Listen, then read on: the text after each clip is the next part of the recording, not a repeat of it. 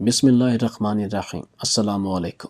آپ میں سے اکثر لوگ جانتے ہوں گے کہ غلام احمد صاحب پاکستان کے ان چند خوش نصیب اساتذہ میں سے ایک ہیں جنہوں نے باہر کے ملک میں جا کر پاکستان اور دین اسلام کی نمائندگی کی اور سکولز اور کالجز میں طالب علموں کو اپنے علم کے سمندر سے سیراب کیا۔ غلام احمد صاحب کا نام اس لیے زیادہ خاص ہے کہ انہوں نے غیر مسلموں کے ملک میں جا کر مسلم اور غیر مسلم دونوں کے بچوں کو اسلامی تعلیمات سے آگاہ کیا۔ غلام احمد صاحب اکثر اوقات اپنی اس خوش نصیبی پر خدا کا شکر ادا کرتے ہوئے نظر آتے تھے۔ اٹلی کے ایک سکول میں غلام احمد صاحب کو پہلے ٹیچر تعینات کیا گیا، لیکن پھر اساتذہ اور طالب علموں کے دلوں میں غلام صاحب نے اپنے علم و ادب سے بہت زیادہ پذیرائی حاصل کی اور بعد میں غلام احمد صاحب کی شخصیت سے متاثر ہو کر ادارے نے انہیں نائب پرنسپل کے عہدے پر فائز کر دیا تھا۔ اٹلی کے اساتذہ بے شمار سٹوڈنٹس غلام احمد صاحب کے طریقہ تدریس سے بہت زیادہ متاثر تھے۔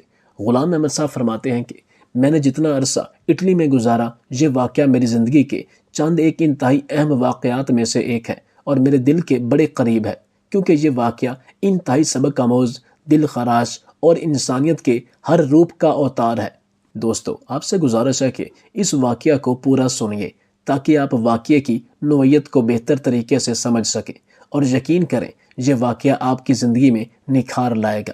ایک دفعہ جمعے کا دن تھا۔ اس دن پرنسپل صاحب کی چھٹی تھی اور نائب پرنسپل یعنی کہ غلام صاحب پورے سکول کے انچارج اور کنٹرولر تھے۔ میتھ یعنی کہ ریاضی کا پیریڈ تھا کہ ایک زوادرسہ نام کا اسٹوڈنٹ زور زور سے رونے لگا۔ ٹیچر نے پڑھانا چھوڑا، جلدی سے اس کے پاس جا پہنچا تو بڑی نرمی سے دریافت کیا کہ کیا بات ہے بیٹا، کیوں رو رہے ہو؟ اس نے سسکیاں لے کر جواب دیا، میرے فیس کے پیسے چوری ہو گئے ہیں، بیگ میں رکھے تھے، کسی نے نکال لیے ہیں۔ ٹیچر نے ایک لڑکے کو اشارہ کرتے ہوئے کہا، کمرے کے دروازے بند کر دو، کوئی لڑکا باہر نہ جائے، سب کی تلاشی ہوگی۔ ٹیچر نے سامنے کے چاروں سٹوڈنٹس کی خود تلاشی لی اور پھر ان لڑکوں کو پوری کلاس کے طالب علموں کی جیبیں چیک کرنے اور بیگز کی تلاشی کی ہدایت کر دی، مگر اس کے باوجود کسی لڑکے سے کچھ برآمد نہ ہوا۔ ٹیچر صاحب نے تمام لڑکوں سے کہا کہ باری باری مجھ سے گلے ملو، مگر آنکھیں بند ہوں۔ شاید اس طریقے سے وہ لڑکوں کے دل کی گھبراہٹ چیک کرنا چاہ رہا تھا، مگر پھر بھی کوئی فائدہ نہ ہوا۔ کچھ دیر بعد دو لڑکوں کی تکرار سے اچانک کلاس ایک بار پھر شور سے گونج اٹھی۔ ٹیچر اپنی کرسی سے اٹھتے ہوئے بولا، کیا بات ہے، کیوں جھگڑا کر رہے ہو؟ تلاشی لینے والا طالب علم بولا کہ سر، یہ لڑکا جگاڈا اپنے بیگ کی تلاشی نہیں لینے دے رہا۔ یہ استاد انتہائی غصے کے عالم میں بولا کہ پیسے پھر جکاڈا نے چرائے ہوں گے۔ یہ لڑکا کانپتے ہوئے تڑپ کے بولا، نہیں سر، میں چور نہیں ہوں۔ تو ٹیچر بولا، پھر اپنے بیگ کی تلاشی لینے دو۔ تو اس لڑکے نے زور سے اپنے بیگ کو پکڑ کر سینے سے لگا لیا اور صرف ایک رٹ لگائے ہوئے تھا کہ میں چور نہیں ہوں، میرے بیگ کی تلاشی مت لو، میں اپنے بیگ کی ہرگز تمہیں تلاشی نہیں لینے دوں گا۔ اس کے یہ الفاظ سن کر تمام طالب علم اور یہ استاد بھی مطمئن ہو گیا کہ اسی کے بیگ میں پیسے ہیں۔ اس استاد کو بہت زیادہ غصہ آیا اور یہ آگے بڑھتا ہوا جکاڈا سے بیگ چھیننے کی کوشش کرتا ہے، لیکن یہ اس سے بیگ نہ چھین سکا کیونکہ جکاڈا اپنے بیگ کے ساتھ چپک گیا تھا۔ پوری قوت کے ساتھ دو مزید طالب علموں نے جکاڈا سے بیگ چھیننے کی کوشش کی، لیکن کامیاب نہ ہو سکے۔ یہ سارا منظر دیکھ کر ٹیچر کو بہت زیادہ غصہ آیا اور اس نے ایک زوردار تھپڑ جکاڈا کے چہرے پر رسید کر دیا۔ یہ بیچارہ زور زور سے رونے لگا۔ ٹیچر نے دوسرا تھپڑ مارنے کے لیے ہاتھ اٹھایا ہی تھا کہ ایک اونچی آواز گونجی، ٹھہرو ٹھہرو، رک جاؤ۔ ٹیچر نے پیچھے مڑ کر دیکھا تو وہ نائب پرنسپل یعنی کہ غلام احمد صاحب تھے۔ نہ جانے کب کسی نے انہیں خبر کر دی تھی۔ انہوں نے جکاڈا اور ٹیچر کو اپنے دفتر میں آنے کی ہدایت کی۔ پھر غلام احمد صاحب نے پوچھا، اب بتائیے کیا معاملہ ہے؟ ٹیچر نے تمام ماجرا سنایا۔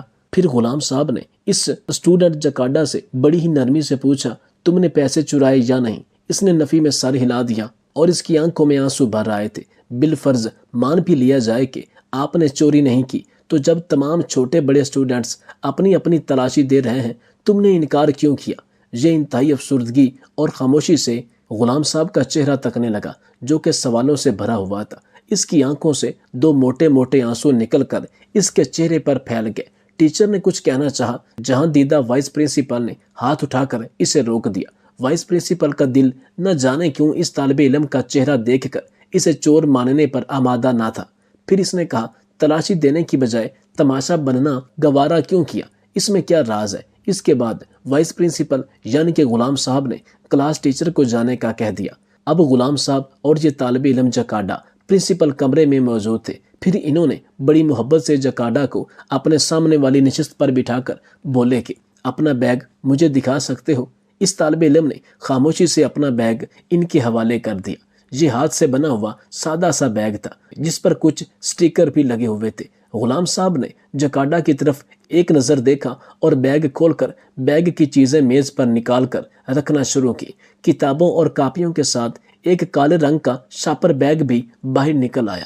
باقی بیگ میں کچھ نہیں تھا۔ انہوں نے سوالیہ نظروں سے جکاڈا کی طرف دیکھا تو یوں لگا جیسے اس کا دل سینے سے باہر نکل آیا ہو۔ اس کی ہچکیاں بند گئیں۔ انہوں نے شاپر کھولا تو اس میں آدھے کھائے ہوئے برگر کے ٹکڑے، آدھے سموسے، چوتھائی نان اور دہی کی چٹنی میں ڈوبی چکن کی بوٹیاں۔ سارا معاملہ غلام احمد صاحب کی سمجھ میں آ گیا۔ جکاڈا کی آنکھیں دھندلا گئیں۔ کانپتے وجود کے ساتھ بیچارہ خاموش سر جھکائے ہوئے تھا۔ وائس پرنسپل یعنی کہ غلام صاحب اٹھے اور روتے ہوئے اسے اپنے گلے سے لگا لیا اور پھر یہ دونوں مل کر خوب روئے۔ پھر روتے ہوئے جکاڈا نے پرنسپل کو بتایا، میں گھر میں سب سے بڑا ہوں، میرے 5 بہن بھائی مجھ سے چھوٹے ہیں۔ والد صاحب کا انتقال ہو چکا ہے، یہ کافی عرصہ تک بیمار رہے اور ہمارے پاس جتنی بھی جمع پونجی تھی وہ ان کے علاج پر لگ گئی ہے، لیکن ہم انہیں بچا نہ سکے۔ گھر میں کوئی اور کفیل نہیں ہے۔ امی پاس کے 2 گھروں میں کام کرتی ہیں۔ کھانا اتنا نہیں ہوتا کہ روزانہ پیٹ بھر کر کھایا جائے۔ غلام احمد صاحب کہتے ہیں کہ میں خود پہ قابو نہ رکھ سکا اور میری ہچکی بند گئی۔ ہم اکثر بھوکے سوتے ہیں۔ کل شام صرف میرے چھوٹے بہن بھائیوں نے کھانا کھایا، میں نے اور امی نے کچھ نہیں کھایا۔ میں صبح کچھ کھائے بغیر سکول آ رہا تھا اور میں بھوک سے نڈال ہو چکا تھا، حتیٰ کہ مجھ سے چلنا مشکل ہو گیا تھا۔ مارے بھوک کے میرا سارا جسم، خاص کر میری ٹانگیں چلنے سے قاصر تھی۔ ایک تکہ کباب کے ریسٹورنٹ کے آگے سے گزرا تو کچرے میں کچھ نان کے ٹکڑے اور آدھا کھایا ایک چکن پیس پڑا تھا۔ بے اختیار اٹھا کر کھا لیا۔ قریبی نل سے پانی پی کر خدا کا شکر ادا کیا۔